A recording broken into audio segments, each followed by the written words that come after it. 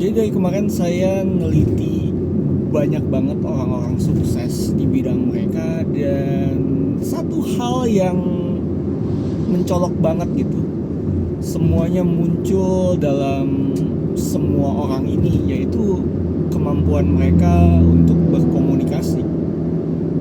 Dan di situ bikin saya penasaran gitu. Sebenarnya gimana sih caranya jadi seorang komunikator atau seorang yang bisa berkomunikasi dengan baik? Gimana caranya jadi sampai ke level mereka, dan seperti apa step-stepnya gitu. Masalahnya saya juga menyadari bahwa kemampuan kita berkomunikasi itu berbanding lurus dengan kesuksesan kita dalam hidup. Orang yang gak bisa ngomong walaupun pintar, gak ada yang tahu seberapa dia pintar. Dan kalau kita gak bisa menyampaikan apa yang kita pikirkan atau apa yang kita rasakan, orang lain juga gak akan bisa tahu apa yang kita pikirkan atau yang kita rasakan. Dan kalau kita belajar juga dari Alkitab, komunikasi itu penting banget, karena Tuhan aja menciptakan segala sesuatunya dengan berkomunikasi, dengan ngomong, dengan berfirman kan kasarnya. Dia menciptakan langit, bumi, semuanya dengan komunikasi. Dan kalau kita nggak bisa komunikasi,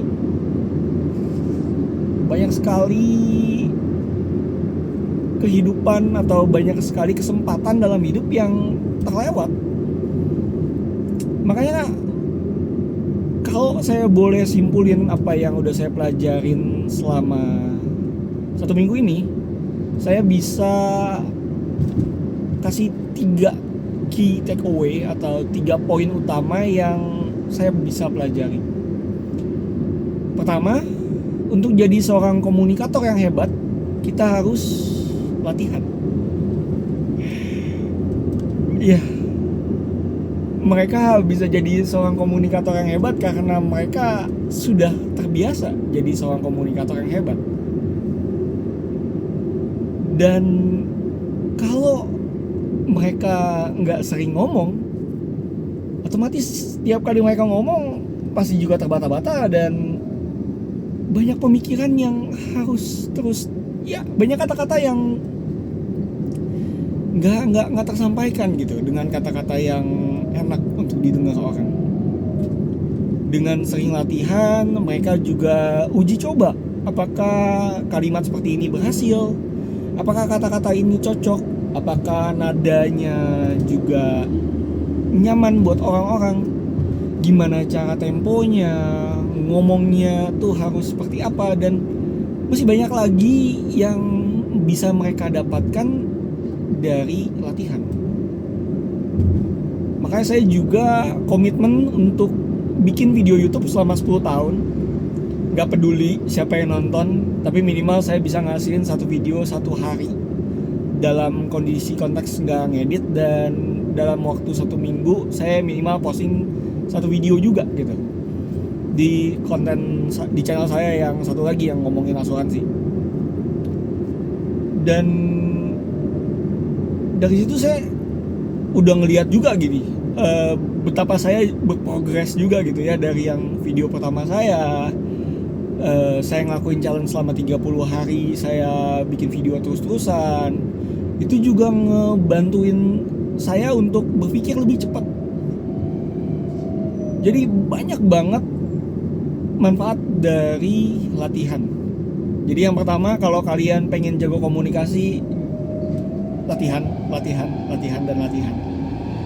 Bikin plan kalian sendiri, bikin disiplin kalian sendiri, dan ya saya percaya sih kalau kalian terus menekuni ini, pasti kalian akan jadi hebat juga. Terus yang kedua, seorang komunikator yang baik adalah seorang pendengar yang jauh lebih baik. Dan caranya untuk jadi pendengar yang baik cukup menggunakan satu hal yang huruf depannya D juga, yaitu diam.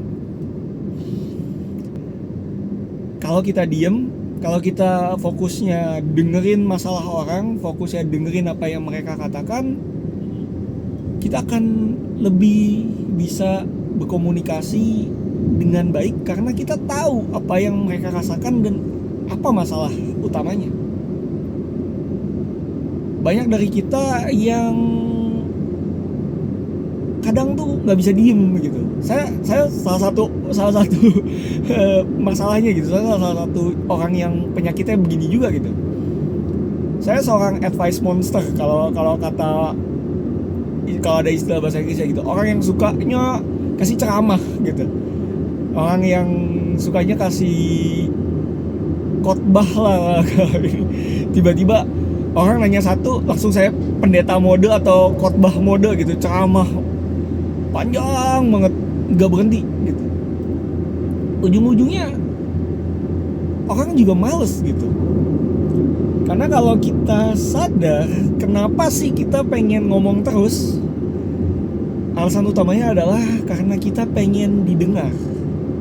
Manusia tuh punya kebutuhan dasar tuh pengen didengar gitu. Dari sejak kecil, bahkan anak-anak bayi gitu, anak saya sendiri gitu, pengen banget didengar gitu. Sampai demi untuk mendapatkan perhatian kita, dia teriak-teriak gitu. Padahal yang ngomong biasa juga kedengeran. Cuma kadang-kadang memang kita sebagai orang tua juga ada kesibukan masing-masing, dan ya anak tuh mencoba mencari segala sesuatu caranya untuk bisa didengar gitu.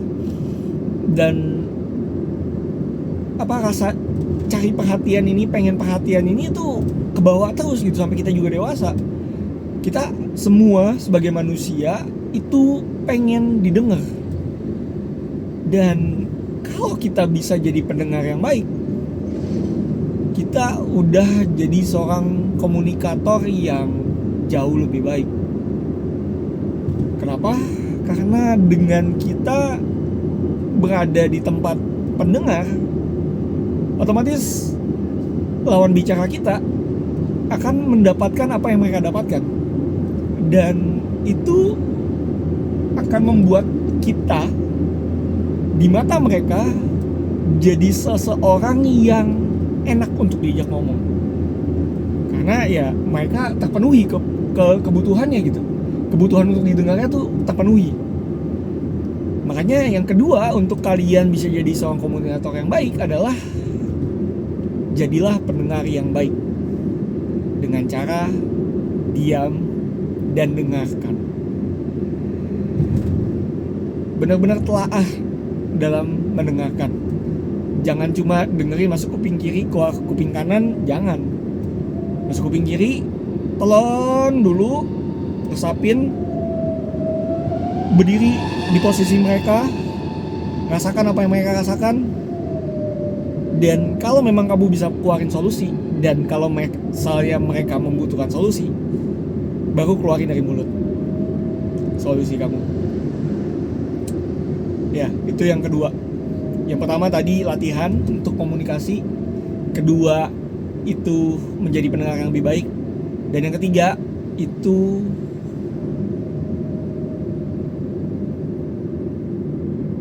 punya empati. Yang ketiga tuh punya empati. Karena yang ketiga punya empati dan punya niat untuk latihan. Yang ketiga lebih ke punya niat untuk latihan lebih lagi. Yang kedua tadi sebenarnya itu karena kita punya empati, makanya kita mau mendengarkan orang. Yang ketiga, kita harus belajar lagi dengan niat dan disiplin. Mirip sebenarnya sama yang poin nomor 1 sama 2 gitu. Tapi kita bisa aja cuma mendengarkan sebentar, bisa juga cuma latihan sebentar. Dan ya komunikasinya cuma sampai situ-situ aja gitu. Ujung-ujungnya di level ahli, mereka menggunakan lebih sedikit kata,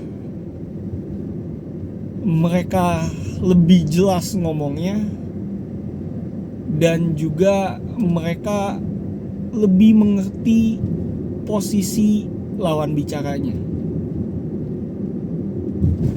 Ya, itu juga yang harus saya pelajari gitu. Karena ya sebagai contoh, saya juga nggak sempurna lah. Tadi juga kalian lihat sendiri gitu ya, bahwa saya mau kasih 3 poin, tapi poin ketiganya saya juga masih sedikit mencari gitu.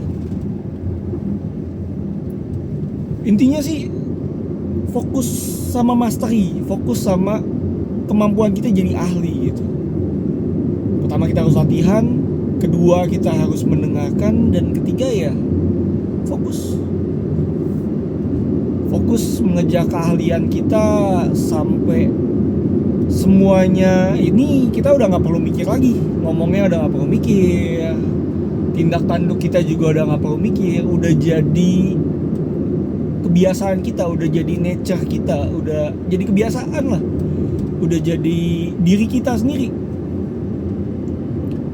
Dan ya semuanya itu butuh waktu. Intinya kalau kalian baru mulai perjalanan ini, jangan nyerah, jangan cepat menyerah, dan sadarlah bahwa tujuannya adalah perjalanan ini justru dalam menjalani jadi komunikator yang baik. Dan satu hari kita ada improvement aja, sebenarnya kita udah achieve the goal gitu, udah mencapai tujuan kita. Dan kalau ditanya